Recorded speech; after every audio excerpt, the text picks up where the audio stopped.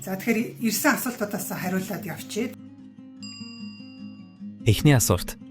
Баг зэрэг цээж урсна. Хаяа үрцний доогуур өгдөн. Бас хаяа хар шүс хаяулна. Хоолой дээр юм гороогоод байгаа юм шиг санагдана. Энэ юунаас болдгийм бол? Хотоодоо өвөл дурандуулсан гэсэн байна.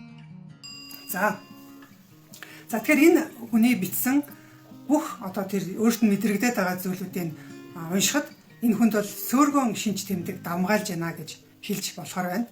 За тэгэхээр өрцний доор гэдэг чи одоо энэ тийм ээ өрцний доор гэхээр яг тэр хэсэгт юу байгаа вэ гэхээр таны улаан хоолойн төгсгөл байгаа. За тэгэхээр улаан хоолойн төгсгөлийн тэр орчим өвдөж байгаа бол тэр хэсэг дээр ямар нэгэн зүйл асуудалтай болчихсон. За ихэнхдээ бол тэнд шалбархаа үүссэн, шархлаа үүсчихсэн байдаг. Тэгээд тэр улаан хоолойн доотлын хөнөгч болчин өөрөө сайн хаагдахгүй сөөргөө үүсээд байгаа учраас тэр нь дээшээгээ одоо хоолой гороогоод байна гэдэг чинь залгуур хоолой руугаа магадгүй төмөх рүүгээ очиж салтыг нь гимтээсэн байж болно. Хар шүс гараад байна гэдэг нь ерөнхийдөө ихэнхдээ өрөвслийн үед хүний одоо шүс, шүүрэл, тийм ээ салслаг байдс бол ихсдэг. Тэгэхээр тэрнтэй холбоотой бол танд ийм шинж тэмдгүүд гараад байна. Тэгэхээр өвөл таныг хотоодоо дурандуулахад сөөргөөтэй холбоотой юм чи ямар дүгнэлт хэлсэн бэ? Тэр бас их чухал байна шүү. За тэгэхээр нэгэнд танд ийм завир байгаа бол мэдээж энэ асуудлаа шийдэхин тулд яах ёстой гэхээр хамгийн гол нь өрөвслийг л дарах хэрэгтэй. Ер нь бол хоол боловсруулах замын бүх шинж тэмдэг, бүх завир, бүх асуудлын цаана нь эсийн түвшинд өрөвсөл явагдчихэдэг. За тэгэхээр өрөвсөл дарахгүйгээр альч одоо энэ хүн болгоны бичээд байгаа тэр асуудлууд бол одоо хэвийн болох боломжгүй. Тэгэхээр ер нь бол үндсэн эмчилгээ бол өрөвслийн эсрэг эмчилгээ явагдана. За тэгэхээр өрөвсөл дарна гэхээр антибиотик юм уу өрөвслийн эсрэг эм бэлтгэл бити хайгаад ууна гэж одоо төрөлдөөрөө хамгийн гол нь таны биеийг тэр салстыг зочроож байгаа тэр шалтгааныг л таалах хэрэгтэй. Тэрийг олчих юм бол ерөнхийдөө таны бие махбод ч өөрөө төлжөөд буцаад өрсөл нь бол дарагдана штэ. Тэгэхээр гэмтэж байгаа шалтгаан нь яг юу вэ? Хүн болгоны хувьд бол өөр байдаг.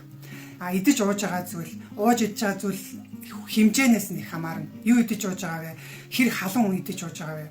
За тэгээд дээр нь тэр идэж байгаа зүйлүүд нь таны хотод хэцийг ихээр одоо зочроогоод байгаа тийм хүнс таяад хэрэгэлдэв юм уу? Ууд юм уу? Тэрийгэ бүгд ингэ анзаарах хэрэгтэй. Хоол идчихээд хөвтдөгөө. Хоолоо шингээгүй ходоод дүүрэн байхад нь та хөвтдөгөө. Тэр иймэрхүү өөрөөсөө эхлээ та одоо тэр гол өвчнийхээ шалтгааныг өөрөөсөө хайх хэрэгтэй болно гэсэн.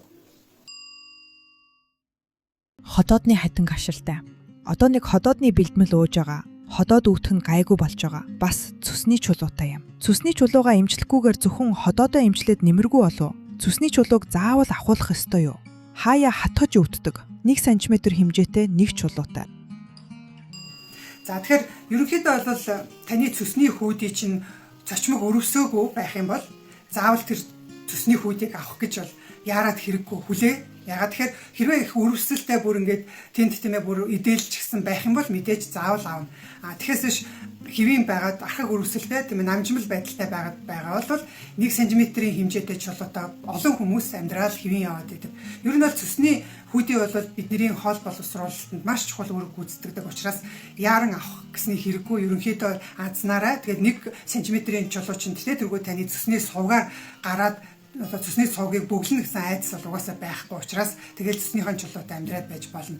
Гэхдээ цөсөө сайн хөөх тийм ээ цөс өдөр болгон хөөж явах хэрэгтэй. Бид нэр цөс туулган гэл хүмүүс нэг ганц удаа нэг жилдээ нэг удаа цөсөө туулгачлаа хөөж өглөө гэдэг тэр биш шүү дээ. Бид нэр өдөр болгон цөс дүүрээл хоол идлээс сулралаа дүүрлээ буцаад сулралаа. Энэ процесс бол ерөөсөө байглаас ингээд өдөрт ингээд 5-аас 10 удаа явагдаж байгаа. Тэр процессыг л та дэмжиж өгөх хэрэгтэй. Тэгэхээр цөсөө сайн дэмжих хоол идэнэ гэсэн үг.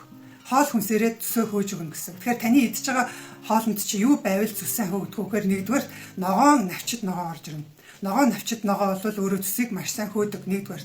Хоёрдугаар эсрэглэн хүнснүүд орж ирдэг тийм. Одоо жишээлбэл нэмбэг байж болж байна те.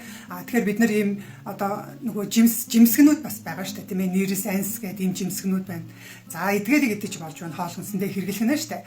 За дээр нь таны хоолнд сайн чанарын тос байх хэвээр. Тэгэхээр сайн чанарын эрүүл тос гэхээр юу ах вэ гэхээр амьтны гаралтай тос гэхээр баг зэрэг өөх байж болно те. Одоо бид нар малын өөх гэхтээ болж өгөх юм бол сүүл байж болж байна. За ургамлын гаралтай гэх юм бол одоо коксын тос юм уу эсвэл оливын тос гэдэг юм уу. Эдгээрийг ингээд хоол хүнсэндээ хэрэглэнэ. Дангаараа уугаад гэсэн үг биш шүү дээ.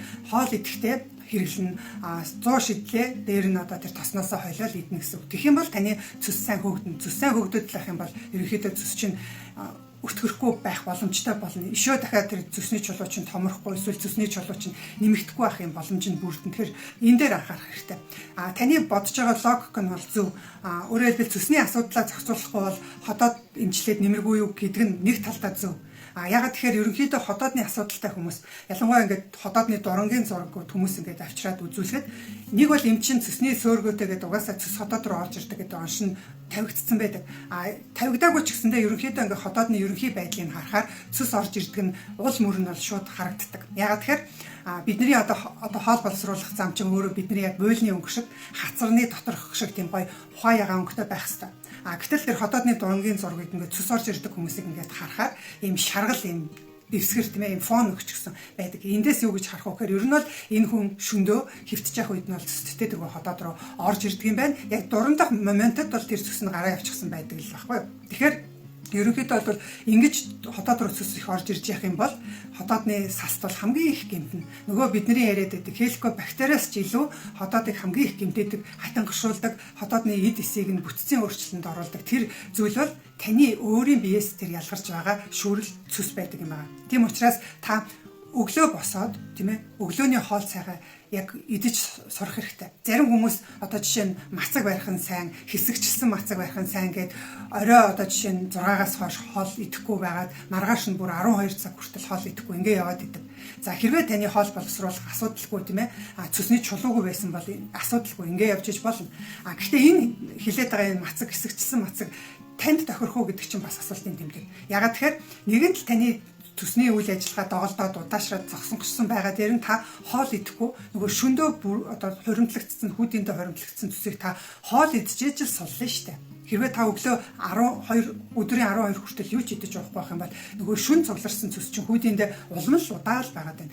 Гэхдээ зүгээр л нэг хадгалаад байт юм биш. Тэр цусны хүүдийн дотор тэр цус чинь байх та хамаг шингэнэ ханаар нь одоо нэвчүүлээд хамгийн их өтгөн хэсэг нь л үлдчихдэг. Тэгэхээр тэр нь дараа нь та өдрийнхөө хоолыг идэх үед гадагшилж чадахгүй үлдэнэ. За ингээд өдөр болгон энэ процесс давтагдаад байхаар яг үгээр зүсний одоо янз бүрийн асуудлууд үүсэж байгаа. Тийм учраас одоо таны хувьд энэ бачимэг гэдэг энэ хүнд хэлэхэд хэрвээ танд чулуу байгаа бол цус сайн хөөх зорилгоор түрүүний хэлсэн зөвлөмжийг дагаад дээр нь өглөө заавал хоол идээрэй. Гэхдээ зүгээр нэг талах жигнэмэг идээд энэ бол ерөөсөө цус хөөхдөхгүй шүү. Түрүүний хэлсэн хүнсийг идчихээж цус бол суларна. За ингээд хотоодны хайтан туршил нэгэнд үүссэн байгаа бол хотоодоо нэмж өрөвсүүлэхгүй байх тал дээр маш сайн анхаарах хэрэгтэй. Ягаад тэгэхээр хайтан туршил гэдэг чинь бол одоо жимс тийм ээ бид нэр одоо ингээд тасалгаан тавьчихаар чигээ алдаад хорчигоод ингээд үрчигээд жижигэрчдэг штэ.